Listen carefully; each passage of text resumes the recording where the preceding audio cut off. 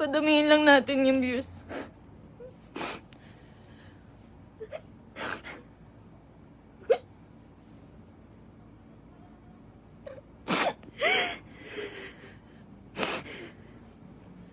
Magsasalita na po ako. Magsasalita na po ako. Padamihin lang po natin yung views.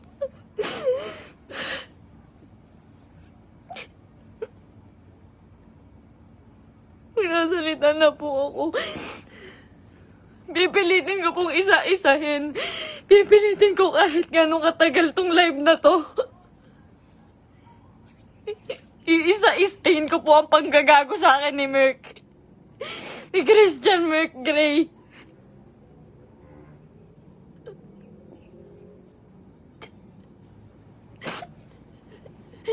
Ginago po ako ng taong yon. Ginamit po ako ni Christian Merk Gray.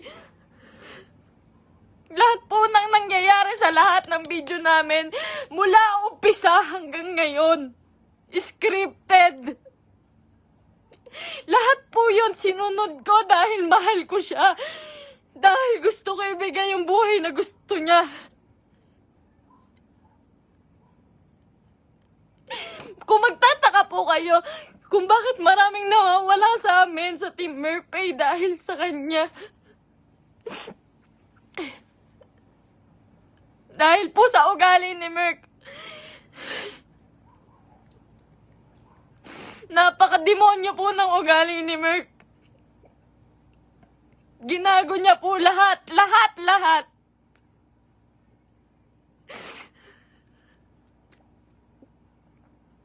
Ito po. Ito na. Umpisa ko na po. Alam niyo po, nag-umpisa kami sa... Nung galing po siya sa Brusco. Galing po si Merk sa Brusco. Hindi po ako yung dahilan ba't siya nawala doon. Ayaw niya pong mabawasan yung perang kikitain niya dahil po alam niyang malaki. Siya po ang pinakamalaking may kita sa Brusco. Siya po ang may pinakamalaking kita. Yung ibabawas na 5% doon, sa pera ni Merk siguro mababawas doon 16,000.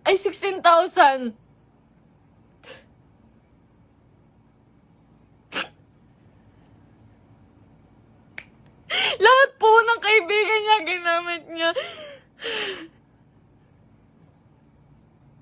Hindi ko na po kasi kaya eh.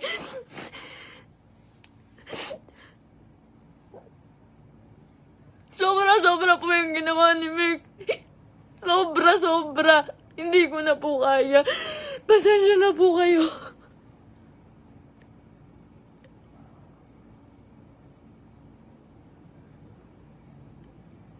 Napakawalang iyang tao niyan ni Merk. Lahat po ginago niya, pamilya ko. Lahat po ng tao sa paligid niya, ginamit niya po. Scripted po lahat ng nangyayari. Sinusunod ko po siya. Kung makikita niyo po, lahat po ng video namin, puro bastos dahil po yun sa kanya. Ayoko po nun, walang may gusto nun. Kayo na pong bahala kung maniniwala kayo ngayon. Wala pong may gusto nun. Lahat po binigay ko sa taong yun.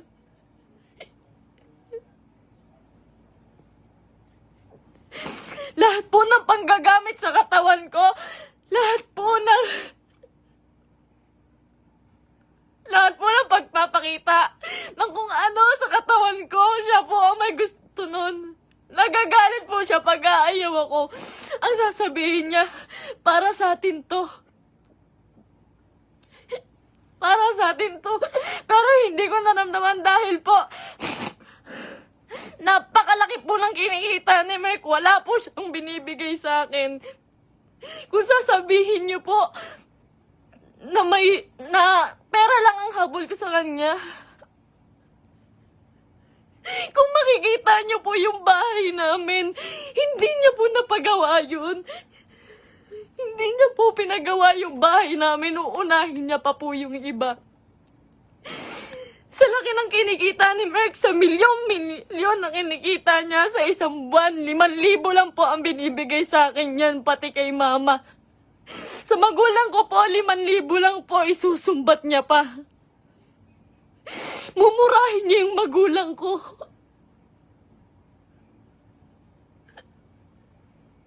Sasabihin niya, manang-mana ka sa magulang mo. Ang bobobo niyo. Lahat kayo plastic. Ginaganon niya po yung magulang ko, hindi ko na po kaya. Ngayon po, nawawala po si Merk ngayon. Lahat po ng nangyari, scripted po. Scripted.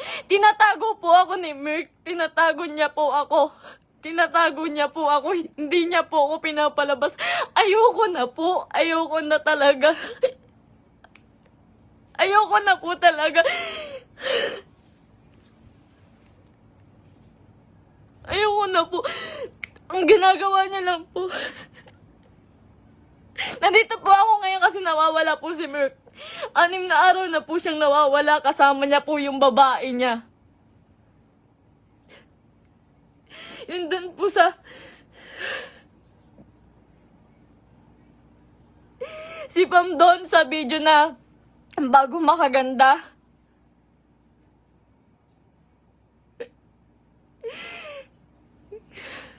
Huwag niya po sisihin yung kambal doon, si Chen Chen tsaka si Tantan. Yung Centeno twins po, huwag niyo po silang sisihin doon. Dahil utos po ni Merk lahat yun. Ako po, hindi ko na po kaya si Merk. Demonyo na po yung utak niya. Sobrang bukang pera. Sobrang bukang pera ni Merk. Lahat ng tao ginagago niya.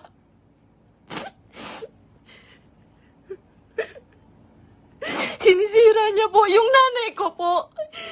Yung nanay ko na nasisira na din po sa inyo. Yung sasabihan po yung nanay ko na mamatay ka na, siya po may utos nun. Ginagawa niya pong robot yung pamilya ko dahil sa akin na lang po tumitingin yung pamilya ko. Ba't nila sinusunod si Merk? Kada pupunta po sila sa bahay, may pagkain na sila, maghihintay kami ng script niya. Magagalit pa po yan pag nagkakamali ako. Pag may mali po ako nasasabi, pag kailangan ulitin ng video, magagalit pa po yun. Lahat po ng video namin, scripted. Dahil po sa kanya.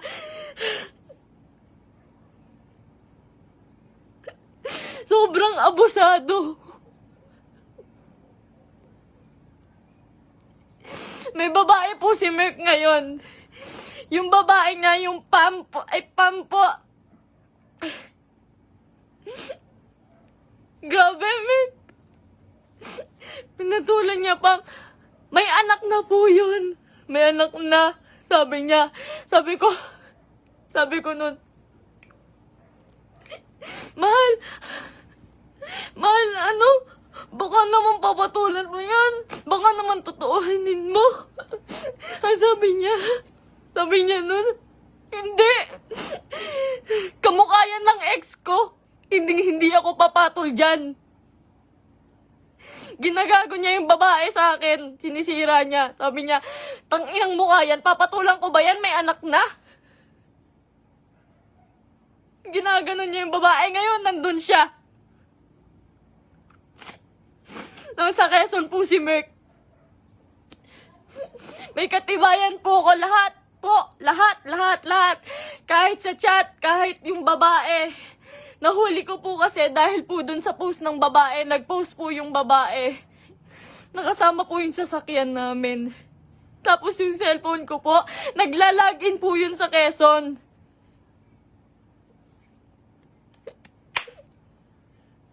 Lahat po ginawa ko kay Merk. Pasensya na po kayo. Ako po mismo humihingi ng pasensya dahil po kinonsinti ko siya. Mahal ko lang po talaga. Ngayon lang ako natauhan. Sobrang dami kong kaibigang nilayuan. Pamilya dahil ayaw nila ng video namin ni Merk. Sobrang dami ko pong nilayuan. Wala po akong kaibigan ngayon. Wala po akong kahit sino ngayon. Dahil kay Merk, dahil iniingatan ko po siya.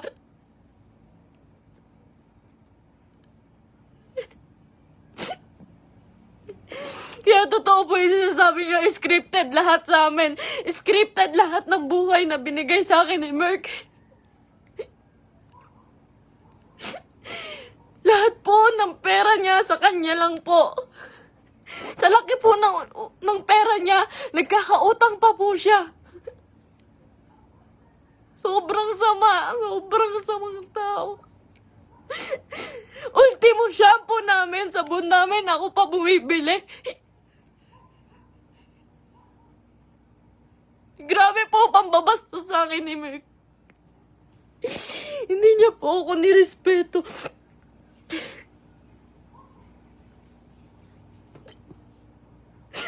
Nawalan po ako ng kaibigan dahil sa kanya. Huwag niyo po sisihin lahat po ng taong nakapaligid kay Merk. Dahil po lahat yun inuutusan niya. Sobrang bossy. Hindi niya naman po pinapalamon.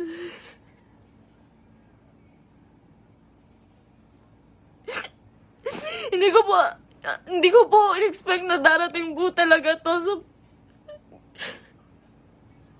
ilang beses na rin po ako niloko ni Merk about sa babae. Nung una, pumatol siya sa kaibigan ko. Pangalawa, pumatol siya sa pan. Pasensya na po kayo. Kasi alam ko po, scripted po yun eh. Pasensya na po kayo. Ako na po humihingi ng pasensya sa inyo. Ginawa ko lang po yun kasi sobra po akong nagmahal. Bago po namin makuha si Asurada, ang inuulam po namin araw-araw, itlog at tuyo araw-araw para makuha niya lang yung sasakyan niya. Lahat po ng meron siya ngayon, sa kanya po nakapangalan. Pati yung bangko po, sa kanya po.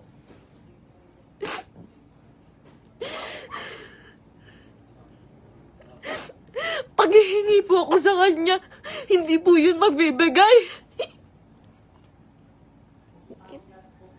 Ultimo sarili kong damit, ako pa bumibili.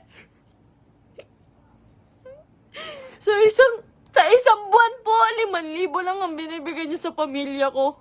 Tapos susumbatan niya pa.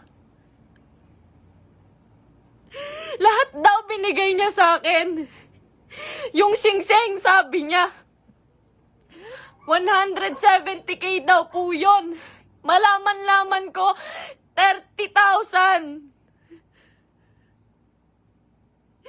Yung tatay ko, binastos niya. Binastos niya yung tatay ko. Hindi po siya nagpaalam sa tatay ko na magpropose siya. Nung time na yun po, hindi po maganda yung nangyari. Yung proposal po. Hindi po ako naniniwala sa proposal na yun dahil po, alam ko na hindi totoo, na para lang yun sa video. Lahat po kay Merk, hindi totoo.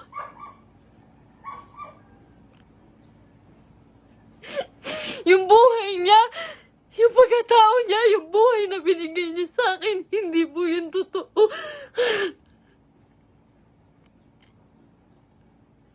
Lahat po ng kaibigan niya na malalapit sa kanya, ginago niya po lahat yun.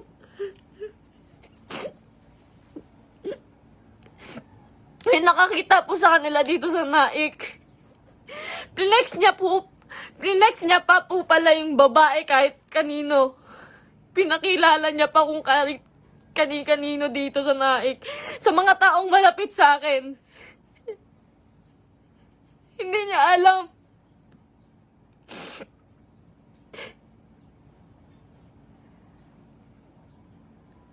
Grabe po yung ginawa sa akin. 3 years po akong nagtiyaga. Isang buwan po akong nakakulong. Isang buwan po akong nakakulong sa kwarto. Kinukulong niya po ako kasi bawal daw po ako makita ng kahit sino kapitbahay. Nandito lang po ako pag uuwi po ako sa Antipolo. Madaling araw niya po ako iuuwi doon para walang makakita sa akin.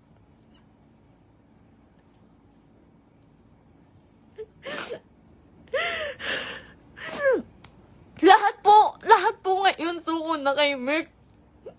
Nung isang araw po nasa ospital ako kasi nagtake po ako ng anxiety. Sobrang depressed na po. Sobrang depressed na po. Hindi niya alam yun. Hindi niya alam na naghahanap ako sa kanya. Kahit saan naghanap po ako. Naghahanap ko siya eh. Kasi mahal ko po siya eh.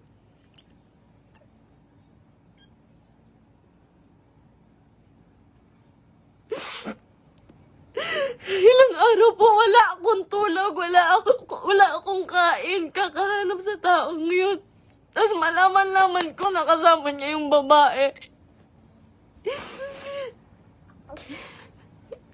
Huwag niyo pong sisisihin yung mga tao sa paligid niya dahil siya po ang naggawa na itong gulong to. Huwag niyo sisisihin si Kuya Mark, yung Centennial Twins. Kahit sino.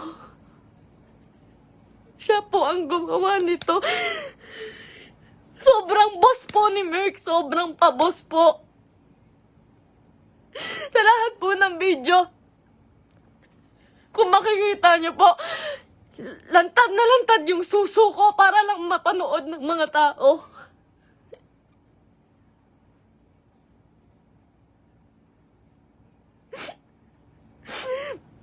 Para lang panoorin niyo, para lang magkapera siya. Lahat po ng taong nawala po sa amin, hindi ko po masisisi. Eterners TV, Brusco, Arnold, Tatay Onin.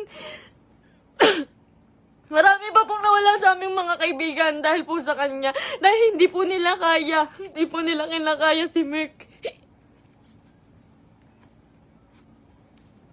Nagmahal lang po ako. Pasensya na po. Pag mag-short film po kami, magkamali lang po ako ng unti. Nangina naman mahal, galingan mo naman. Pati po pagkapahulog ko po sa hagdan, hindi po yun totoo. Ang sakit po ng katawan ko nun pagtapos. Ginawa ko yun sa kanya nung nagpakahulog ako sa hagdan.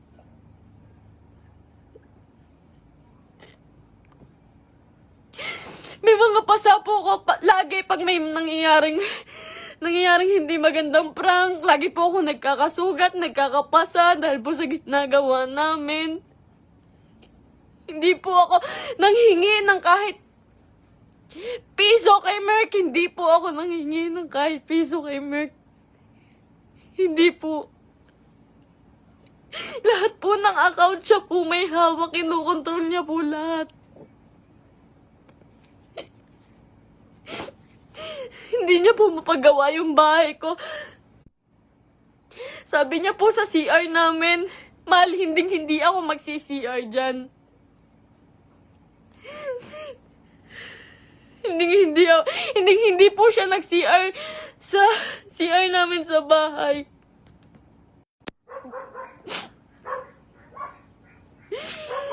Pero hindi niya po yun mapagawa. Tinitiis niya po yun. Kayo na pong bahala kahit hindi na po kayo maniwala. Hindi ko po kayo masisisi. Kasi lahat ng ginawa ni Merk, hindi totoo yun. Wala nang totoo kay Merk. Mahal na mahal ko yun. Ang dami kong ginawa para sa kanya. Alam po yan ang mga totoong kaibigan namin. Alam po nila kung gaano ako nagsasakripisyo araw-araw. Napakarami niya pong pera, pero ang dami niya rin pong utang. Hindi ko na po alam kung saan niya pinupunta yung mga pera. Kung makikita niyo naman po kasi sa mga video namin, wala po talaga akong hawak na May mga pangalan na damit, may pangalan na sapatos. Lahat po yun ako lang po. Uutang pa po ako sa ibang tao, magkapera lang. Lagi po akong umuutang sa ibang tao, magkapera lang.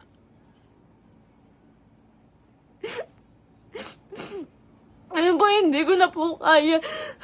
Hindi ko na rin po talaga kinaya. Wala pa po akong tulog kain. Na-hospital pa po ako. Hindi po ako nagmamakaawa sa inyo. Wag po kayong maaawa sa akin. Gusto ko lang naman po sabihin sa inyo yung totoo. Kasi ayoko na pong may mga taong masaktan. Ayoko na pong... Hindi ko po kasi talaga kaya yung mga bash. Hindi ko po yun kaya. Nag-aaral po ako noon. Pinatigil niya po ako sa pag-aaral para lang po sa video. Yung pangarap niya po yung sinunod namin eh. Yung pangarap niya, tinabi ko na po yung pangarap ko. Grabe yung sakripisyo ng pamilya ko. Grabe. Sasabihin niya, yung nanay mo, plastic. Yung nanay mo, sa Cebu po. Sa Cebu, hindi siya nahiya. Hindi po siya nagbigay ng kahit ano, na kahit piso lang doon sa tiniran namin. Iniwan niya po ako doon para lang po sa babae. Sabi niya po may sponsor. Iniwan niya po ako sa Cebu. Magkasama po kami doon isang araw po. Ang usapan po, 1 linggo po kami doon. Kasi po pupunta na po kaming Canada. Mas malaki po kasi yung kita sa Canada. Kaya po kami pupunta ng Canada, pero hindi ko na po kaya.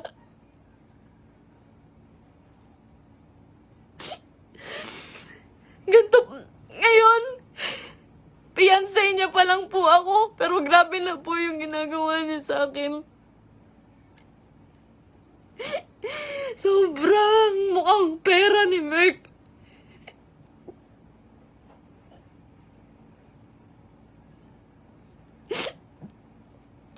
Magalit na po kayo sa akin, pero ginawa ko lang po yun kasi mahal ko po yung tao. Pasensya na po. Pasensya na po.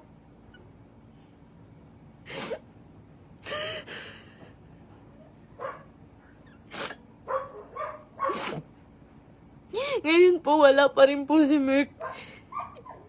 6 na araw na po siyang nawawala. Pinabayaan niya po ako mag-isa nang walang pera. Wala po akong hawak na pera. Pinabayaan niya po ako. Iniwan niya po ako. Ang dami ko na pong utang ngayon kasi po wala akong hawak na pera. Tapos hahanapin ko siya.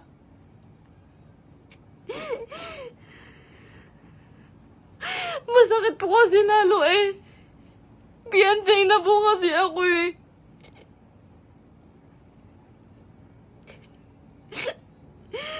Sobrang pasensya na po sa inyong lahat. Sobrang pasensya na po. Mahal ko lang po yung tao. Pero ngayon po suko na po ako. Pagod na po ako. Pagod na ako.